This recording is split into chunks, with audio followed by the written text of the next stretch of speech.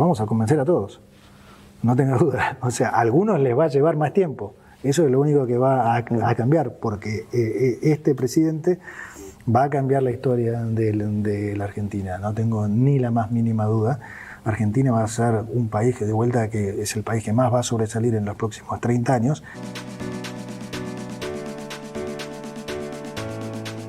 Ministro, gracias por recibirnos nuevamente. Un placer, Luis. Casi 10 meses de gestión, casi 10 meses de gobierno. Yo le voy a proponer un abanico de temas incómodos para la economía hoy y si usted quiere los vamos desgranando uno a uno.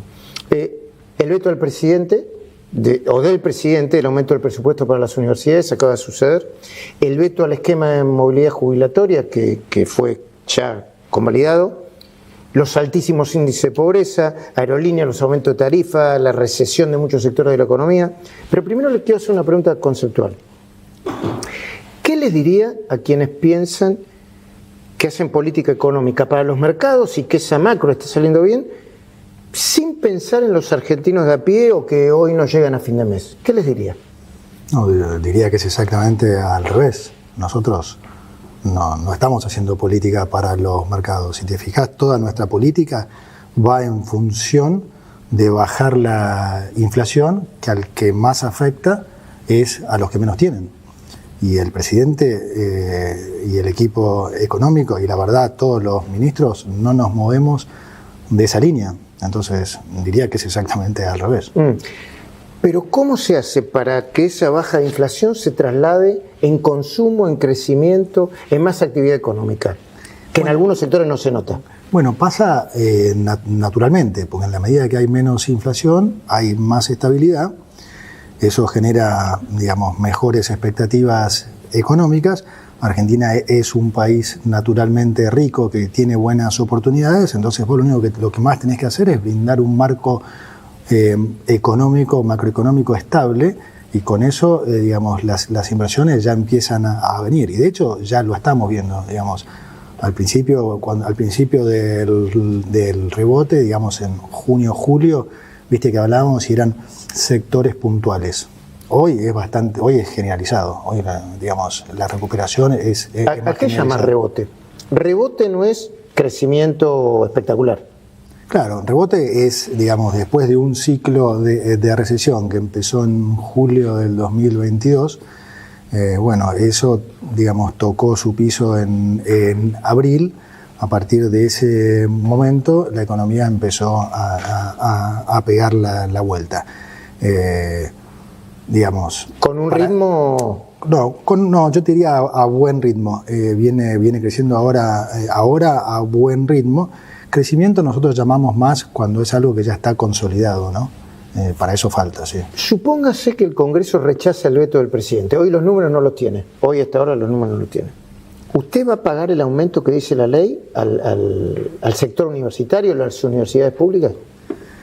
Bueno, yo tengo que hacer lo que dice la ley, pero sería bueno que también los diputados y senadores lo hagan, porque lo que dice la ley de administración financiera es que, digamos, el Congreso no puede presentar un gasto sin una contrapartida de financiamiento que lo justifique. También ¿Ese proyecto no lo presenta? No, o sea, no, ellos están presentando el gasto. También lo dice, perdón, el reglamento del Senado mismo, exactamente igual, que la Cámara no puede tratar un aumento de gasto que no tenga una contrapartida de financiamiento que lo justifique. Entonces, la realidad es que están presentando un gasto sin esa contrapartida. Entonces nosotros obviamente vamos a apelar a eso, porque está mal. ¿Pero apelar cómo? Bueno, vamos a ver. ¿Por la vía de la justicia? ¿Por la vía administrativa? Pues sí, probablemente estamos estudiando eso, porque realmente no es un tema de monto, ni de cuál es el tema, es hasta conceptual. Olvídate ya si sos abogado, si sabés la ley, es hasta de sentido común. No importa si es 0,14 de producto, 0,18, 0,20. Si el Congreso puede empezar a presentar todo el tiempo gastos sin una contrapartida, bueno, mañana te ponen pasado te ponen el otro, con 0,30, 0,20, 0,40, 0,50. ¿De dónde sacó la rompen todo el presupuesto? O sea que usted, déjeme entender, ministro, que creo que lo entendí bastante bien. el gobierno va a buscar la manera de no convalidar, aun cuando no pueda el veto presidencial ser convalidado en el Congreso, va a buscar la manera de no pagar lo que pide esa ley para el sector universitario, mientras tanto no aparezca la herramienta de que lo financie. No, siempre dentro del marco de la ley. O sea, si realmente la ley nos da la razón, bueno, o en realidad lo que nosotros proponemos, que es lo que sería lo lógico, es debatir lo que quieren dentro del marco que corresponde, que es en el marco de la ley de presupuesto. Claro, entonces vos decís, bueno, ¿quieren discutir esto? A las universidades les hemos dado todo. O sea, acá es donde se mezcla la política con, digamos, con... ¿Qué significa todo?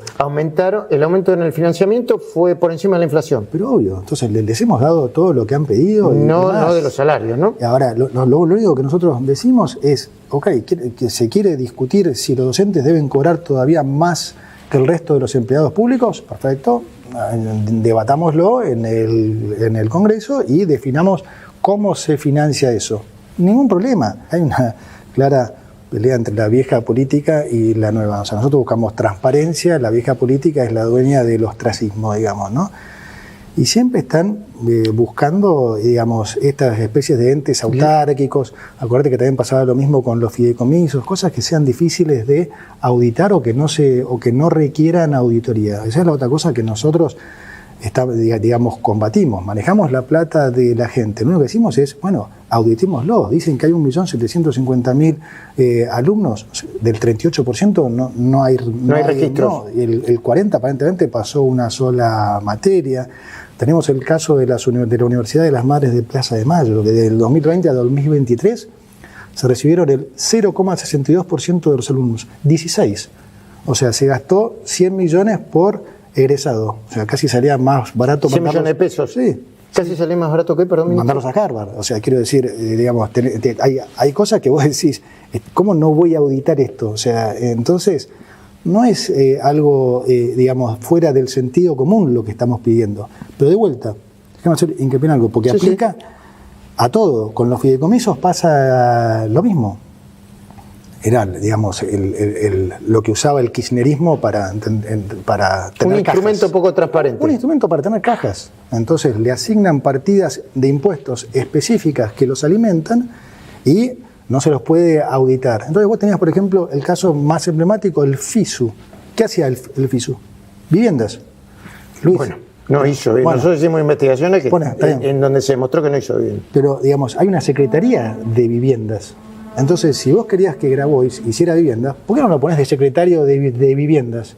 Y todos sabemos en qué se gastó, qué hizo y demás. ¿Entendés? ¿Qué necesita tener de hacer un fondo fiduciario? Un fondo que él maneja la plata discrecionalmente y, casualidad, termina candidato a presidente. ¿Te acordás algún secretario de vivienda candidato a presidente? Probablemente no te acuerdes ningún secretario de vivienda. Entonces decís, termina candidato a presidente y con muchos comedores fantasmas que probablemente financiaron esa candidatura. Pero decir, es todo parte de vuelta del mismo juego, de la vieja política versus la política que queremos hacer nosotros. El impacto de las tarifas en la canasta familiar es cada vez más alto, progresivamente más alto. En el AMBA estuvimos revisando, al principio era de 6 y pico y terminó en el 13 y pico, de una canasta familiar promedio, una familia promedio. En los últimos 9 meses aumentaron las tarifas promedio 370%, más o menos, mucho más que la inflación. ¿Piensa ir reduciendo el aumento de tarifa o van a seguir con el mismo ritmo de aumento? No, naturalmente se va reduciendo porque justamente lo que pasó al principio es que veníamos de una base tan baja que el aumento en términos porcentuales se hizo más alto. Pero acordate que hablábamos ya, creo que en la primera entrevista, que yo te hablaba de los falsos subsidios, ¿no? Esto forma parte de vuelta del cambio. ¿Por qué digo falsos subsidios? Porque te hacen creer que no te cobran la luz, pero en realidad te lo están cobrando mucho más, con una inflación del 250% en todo lo otro que tenés que terminar pagando. Y de vuelta, ¿quién sufre más la inflación? El que menos tiene. Entonces, este esquema de te hago creer que soy bueno y te regalo plata y te doy un subsidio es falso. Y a la larga se paga. Y no solo se paga, sino que de vuelta lo paga el que menos se puede defender. Eso es el que menos tiene, porque el que tiene plata tiene forma de cubrirse siempre y demás. El que menos tiene no.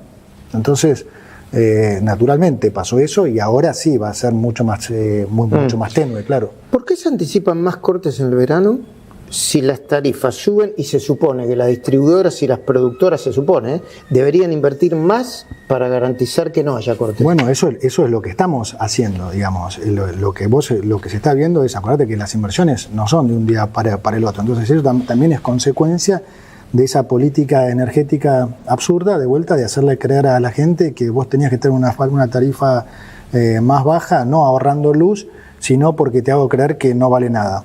Eso es una soncera. Entonces, ahora con la señal de precios que nosotros hemos dado y demás, por supuesto, las empresas han empezado a invertir, y en particular nosotros, desde la Secretaría de Energía y con la incorporación también de Daniel González, que está haciendo un trabajo extraordinario, están desde hace ya 2 meses con Eduardo Chiriru diseñando un plan de contingencia para que justamente eso no pase. ¿Qué cuenta hace usted, y el presidente también, cuando dicen que el poder adquisitivo de los salarios, el promedio, ¿no?, privado, público, y de los jubilados está aumentando más que la inflación?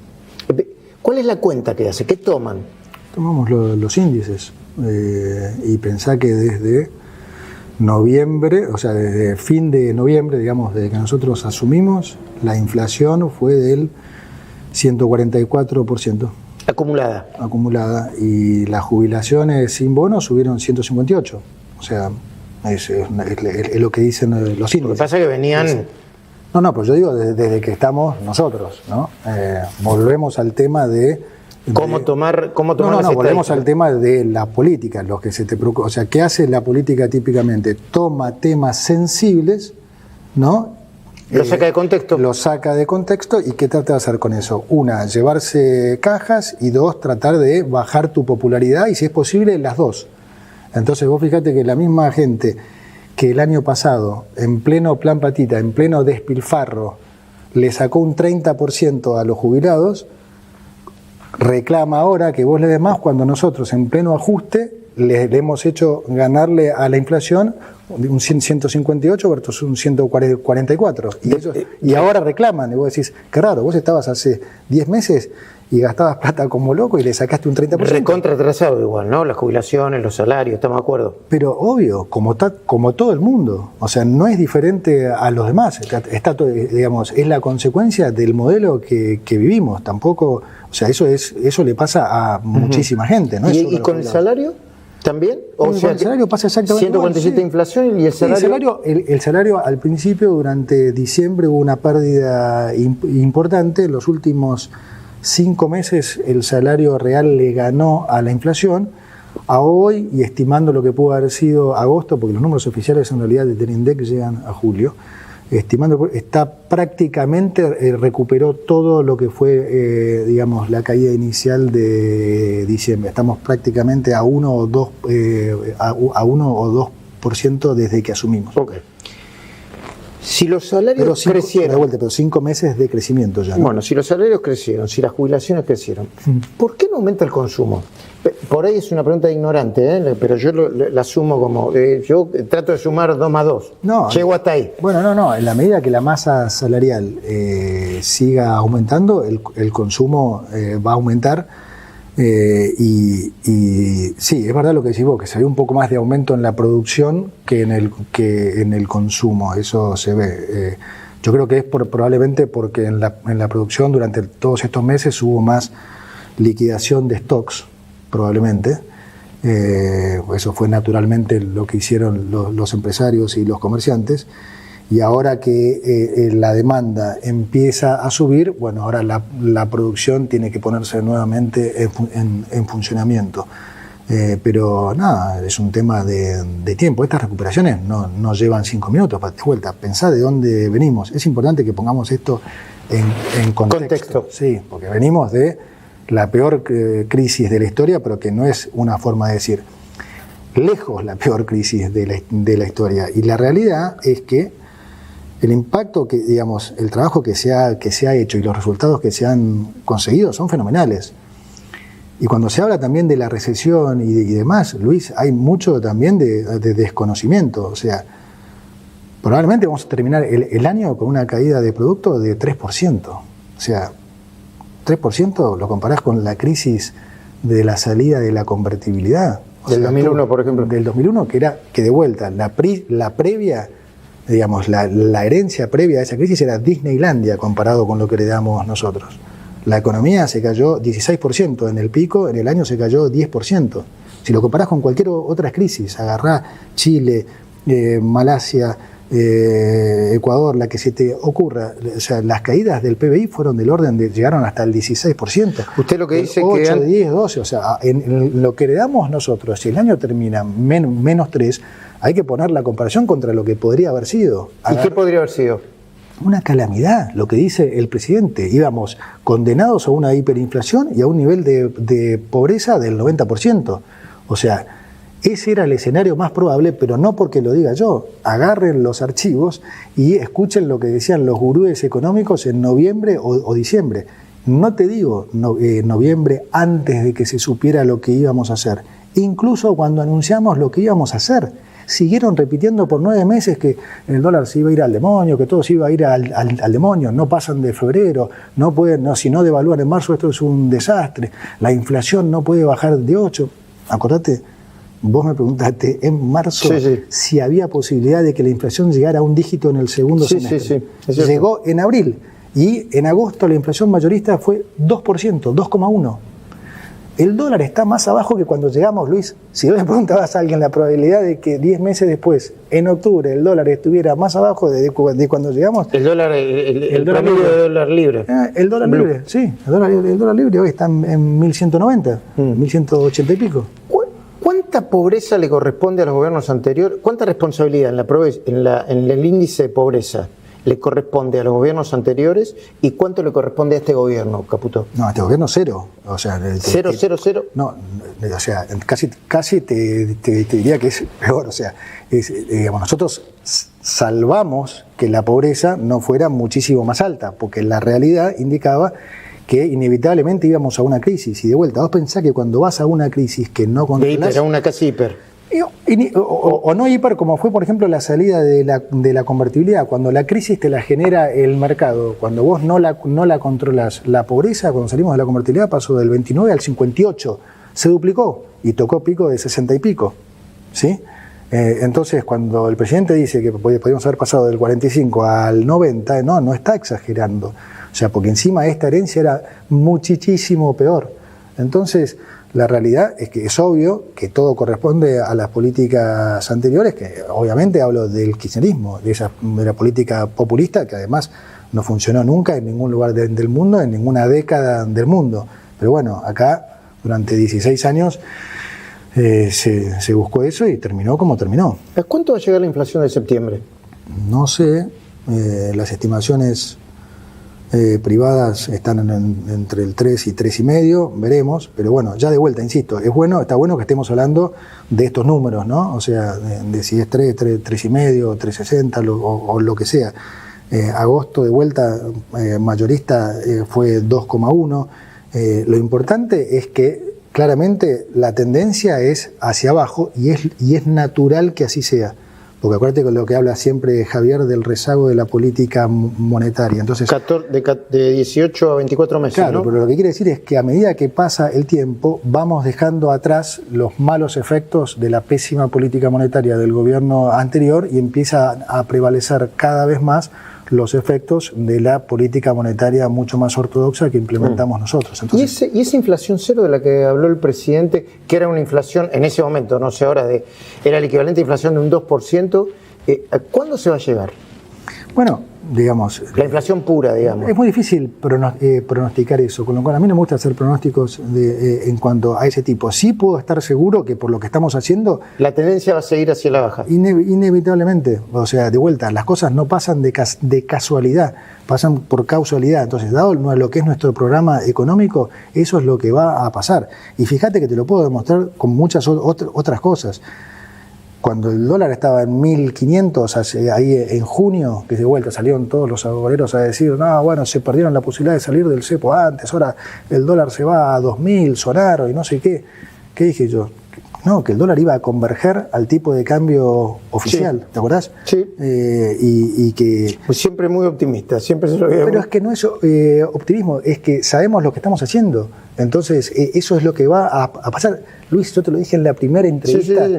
te dije, suena medio loco lo que voy a decir, pero vamos a ir a un esquema en el que en algunos meses van a faltar los pesos. Y siempre te dije, en competencia de monedas, el peso va a ser la moneda fuerte. Hoy, 10 meses después, están empezando a escasear los pesos y está claro que el peso va a ser la moneda fuerte. O sea, nada salió de casualidad. ¿Qué hay que hacer con Aerolíneas?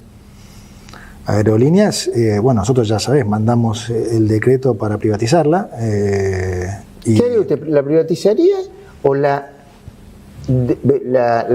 haría quebrar para hacer otra empresa?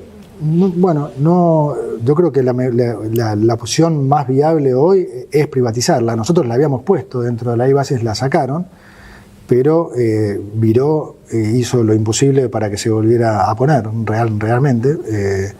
Entonces ahora hay bastante más diputados y senadores que estarían dispuestos a votarla porque, digamos, Viró expuso todas las desprolijidades que hay en la empresa. Y eso es lo que nosotros vimos desde el día 1, pero claro, digamos, está mucho más expuesto ahora de lo que nosotros habíamos podido hacerlo. Pero así pasa con la mayoría de las empresas. Las empresas del sector público son, como se dice siempre, son cajas. Son cajas. Entonces, los fondos fiduciarios, las empresas y demás, te puedo dar un montón de ejemplos. La mirada de la sociedad con respecto a Aerolíneas, por ejemplo, con respecto a la línea bandera.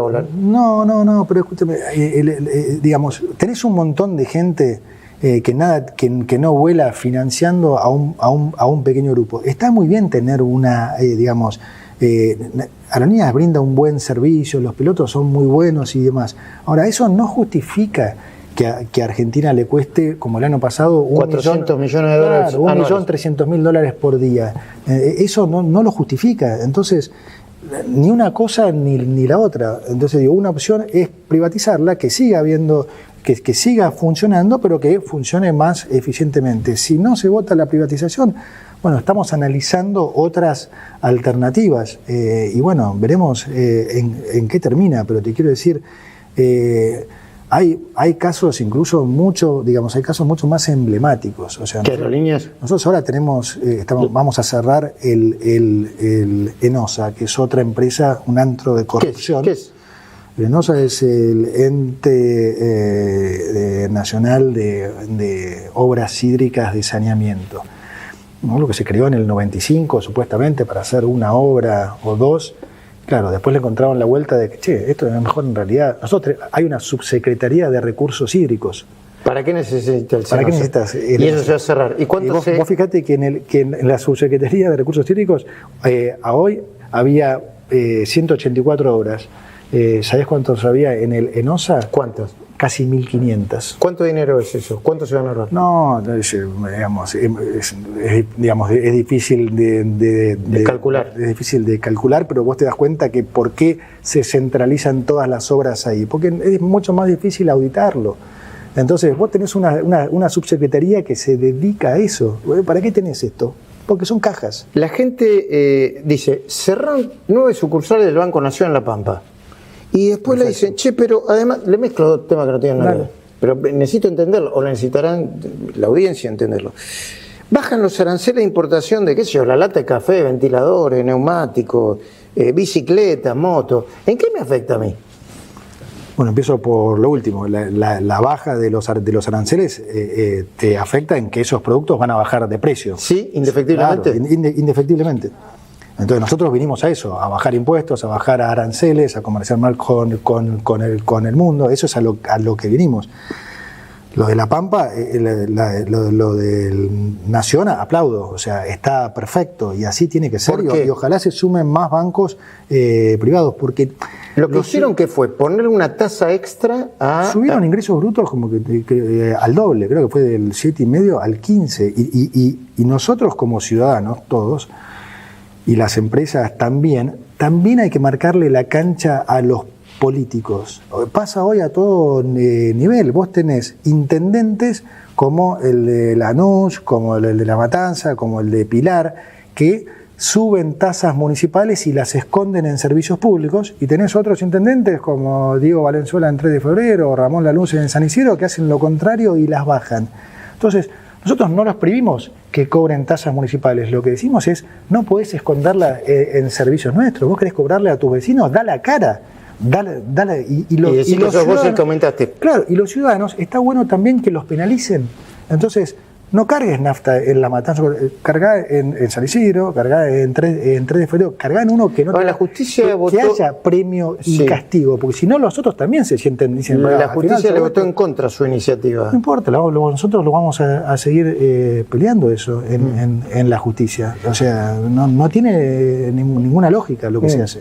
Ahí me dio las 4 condiciones técnicas, ¿no? A ver, me las anoté: stock heredar deuda comercial, problema de flujo, el ancla fiscal, saneamiento de la hoja de balance del banco. No, bueno, ¿Pero por qué se tarda tanto? Se tarda, ¿O estamos más cerca de salir? Es que yo creo que no es que se tarda. Hay una cosa que yo repito siempre, y que es que nosotros no nos ponemos una fecha, sino que nos ponemos condiciones, ¿no?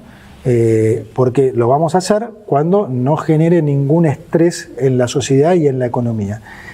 La diferencia con todos nuestros colegas, no con todos, porque hay muchos que también piensan como ustedes. Sí, obviamente, es para nosotros el paso del tiempo, lejos de jugarnos en contra, nos juega a favor. ¿Por qué? Porque más empieza a prevalecer lo que te decía antes, nuestro programa económico, nuestra política monetaria. Y cada vez es menos riesgoso salir del cepo. Obviamente, y te vuelvo al ejemplo de junio. Olvídate de diciembre, que si hubiéramos salido del cepo hubiera sido el desastre universal, pero en junio todo el mundo criticando, casi canchereando, si no salieron antes, ya ahora no pueden salir más. Yo te digo, de junio a hoy, o sea, el dólar bajó de 1.500 a 1.180, la brecha hoy es apenas, no sé, 12, 20. No, contando con el impuesto país, no llega al 15%, la inflación mayorista estuvo en 2%, la economía se está recuperando. Yo te pregunto, ¿estamos mejor hoy para salir del cepo o en junio? Claramente hoy. Bueno, pasaron 3 meses. A medida que siga pasando el tiempo, vamos a estar mejor, no peor. Entonces, hay una diferencia, hay una ansiedad con el cepo, más que nada localmente, porque eso no pasa afuera, sobre todo con los inversores en la economía real. Yo viajo todo el tiempo con el presidente, vemos solo inversores de la economía real. Nadie me pregunta por el cepo, nadie. Son tipos que vienen a invertir por 10 o 20 años o 30 años. No estaban preocupados por si vas a salir en noviembre, febrero, abril o demás. Acá hay una obsesión con el cepo porque se han comido otro cuento, que es que la economía no puede crecer si no salís del cepo. O sea, otro cuento, alguien lo dijo y lo tomaron, ¿no? O sea, tenés el caso de China, que tiene cepo y crece a 2 dígitos hace no sé cuántos años. Entonces, ahora alguien les hizo creer eso y todos repiten, no pueden salir, no crecen si no tienen cepo. Bueno, nada, son cosas que, ya te digo, nosotros las vamos a hacer prolijamente como corresponde, porque este es un país que no resiste más eventos de volatilidad. Entonces, nosotros nos vamos a tomar el tiempo que sea prudente para que cuando lo hagamos salga bien y la gente no sufra ningún cimbronazo. 3 últimas. Dale. ¿No tiene miedo de que los fondos buitres embarguen el oro que el Banco Central envió a Inglaterra? No, ninguno. Primero hay oro del Banco Central afuera del 2011.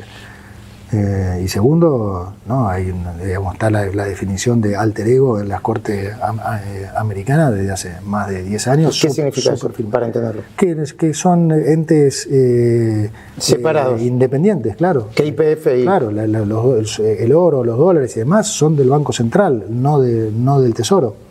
No hay ninguna duda, no hay ningún riesgo de eso. Cristina le dijo, endeudador serial, violento y misógino. Y usted le respondió, deje de chillar. Se está contagiando a Milei con el lenguaje. Bueno, no, qué sé yo, no es...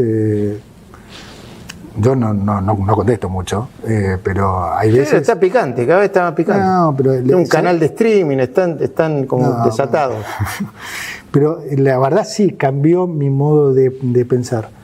En realidad, en la administración anterior a nosotros nos habían como inculcado que era mejor no contestar, no contesten nada y demás y no sé qué.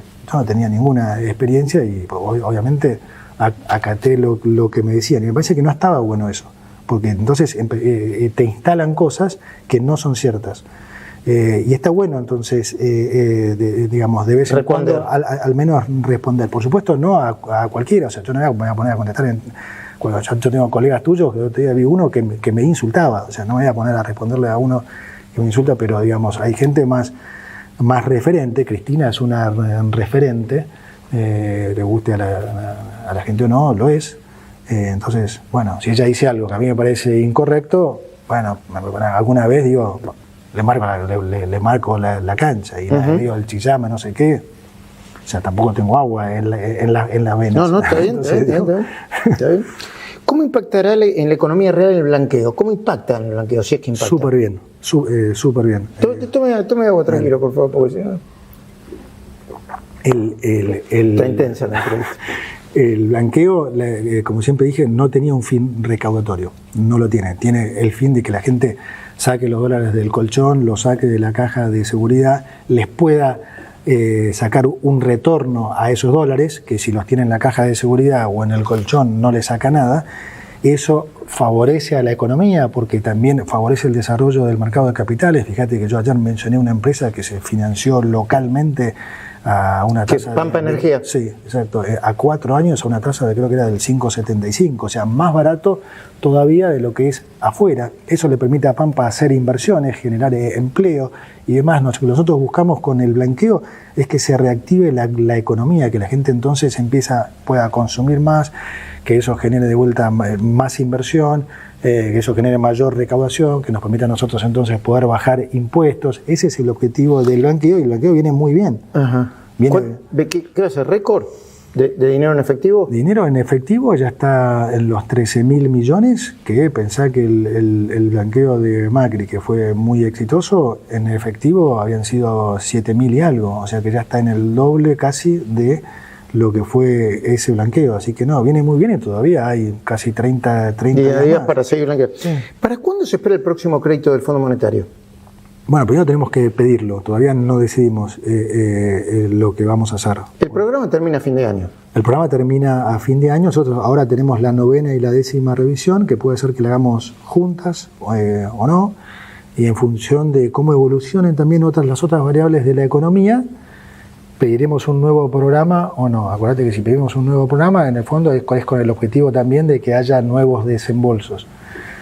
Pero no lo hemos decidido todavía porque depende, realmente no hay una sola manera de salir del cepo, podés salir de manera gradual como lo estamos haciendo o más de shock si recibiéramos esa plata, y eso depende también de cómo evolucionen y cuán pronto evolucionen las diferentes variables. O sea que todavía no está decidido a pedir un nuevo desembolso. No, todavía no. Uh-huh. Todavía no, estamos en eso. ¿Va a ir al Congreso a presentar el presupuesto usted o no? No, va a ir... ¿Y por qué no usted? Va a ir Goebbels, que es la persona que más involucrada está. Va a ir Goebbels, que creo que y supongo que va a ir también por la parte financiera Pablo Kirchner. Yo ya les dije, yo voy a tener charlas acá con los diputados o senadores que realmente les interese discutir el presupuesto. Hay dos partes, ¿no? A los que realmente les interesa, felices, los recibo, les explicamos todo y demás. Lo otro es una puesta en escena, un show esencialmente del kirchnerismo. Yo trabajo como un perro, no voy a gastar un día haciéndole show al kirchnerismo. No quiere contribuir al show del kirchnerismo. No importa nada, o sea, y si a ellos realmente lo que les importa es la parte técnica, bueno, Carlos es la persona que más involucrado estuvo, así que no hay ninguna razón, está yendo la gente que corresponde. Yo, digamos, de vuelta, si quieren tener la charla otros... Usted los recibe. Yo los recibo. Esta es una pregunta puntual que pasa en la provincia de Santa Fe, porque el otro día me dieron el detalle, pero ¿qué pasa con otras provincias? Muchas provincias le están pidiendo, a usted creo, que le dejen hacer obra pública, aún una ruta nacional, por cuenta de la provincia, porque la necesitan para producir. No, a ver. ¿No puede suceder eso? Sí, recontra puede suceder. De hecho, estuvimos hace 2 días reunidos con Maxi Puyaro. Santa Fe, pero hay otras también, ¿no? Hay otras, lo estamos charlando con varias, incluso estamos pensando en algo más integral, todavía no me corresponde decirlo, pero estamos pensando en algo más integral, que lo hablé con Maxi también, pero sí, tuvimos una charla bárbara en la que quedamos esencialmente en que vamos a hacer esas cosas. Pero como digo, hay más cosas que podemos hacer con las provincias, porque hay un montón de reclamos cruzados que mi sensación es que van a estar años y nadie los va a resolver, y a veces me pregunto si no sería más pragmático hacer una especie como se dice, de clearing, de settlement, de arreglo y decir, bueno, a ver qué tenés vos, qué hay yo, a ver qué podemos hacer, qué nos conviene y terminar con estos temas para que, digamos, se beneficien todos, porque, digamos, los reclamos estos son muy debatibles todos, y las provincias tienen argumentos y acá tienen argumentos también, y la justicia escucha uno, escucha al otro y tardan. Entonces, a mí me parece que sería más conveniente una cosa así. ¿Está bien comprar medicamentos, por ejemplo, en India, como quiere el gobernador de la provincia de Mendoza, para bajar? Bueno, ¿o conceptualmente usted está de acuerdo? Sí, o sea, a ver, lo que no estoy de acuerdo es que los medicamentos sigan subiendo como están subiendo, como subieron. Entonces, nosotros tenemos que emplear los recursos que podemos para tratar de minimizarle estos costos a la gente. Entonces, sí, me parece bien, me parece que es lo que tiene que ser. Es un poco lo mismo que estamos haciendo en todos los diferentes rubros. Fíjate que todas estas bajas de aranceles y demás apuntan a lo mismo. Argentina ha entrado en un esquema en el que, absurdo, en el que de vuelta se generaba un déficit fenomenal por todas las razones que ya sabemos. Y entonces, ¿cómo hacías para financiar ese déficit? Bueno, primero se trataba de aumentar impuestos, se aumentaron todos los impuestos hasta que la gente se empezó a ir afuera, se empezó a ir o del país o se empezó a ir al canal informal.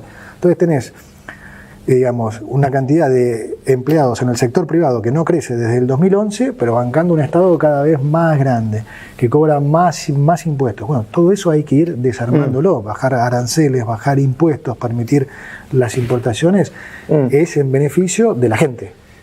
Hay una parte de los argentinos que no lo va a poder convencer nunca, ¿no? Dicen, no, caputa, que yo, bueno, el 30 y pico % o lo que sea del kirchnerismo. Y hay otra que dice, bueno, yo estoy dispuesto, pero ¿cuándo llega ¿cuándo hay un poco de agua en este camino del desierto? ¿Cuándo? Voy a disentir con ¿cómo no? No, los vamos a convencer a todos, no tengas duda. O sea, a algunos les va a llevar más tiempo. Eso es lo único que va a cambiar, porque este presidente va a cambiar la historia de la Argentina, no tengo ni la más mínima duda. Argentina va a ser un país que, de vuelta, que es el país que más va a sobresalir en los próximos 30 años. Entonces, el que no nos cree hoy o no nos cree el año que viene, nos creerá el otro año. Pero el que la está pasando mal hoy. No, el que la está pasando mal hoy, ¿qué le diría? No, yo le digo que tenga más esperanzas que nunca, porque lo peor ya pasó y hoy podemos empezar a mostrar resultados. En diciembre era un programa económico que muchos no entendían, que nosotros explicábamos, que decíamos que esto iba a pasar. Bueno, ahora ya está pasando.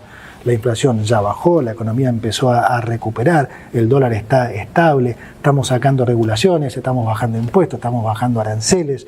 Entonces, hoy ya se empiezan a ver los frutos. Entonces, quédate tranquilo que vamos a convencer a todos, hasta a los más escépticos. Como digo, la realidad se va a llevar puesta el escepticismo. Gracias, ministro, por la entrevista. Nuevamente.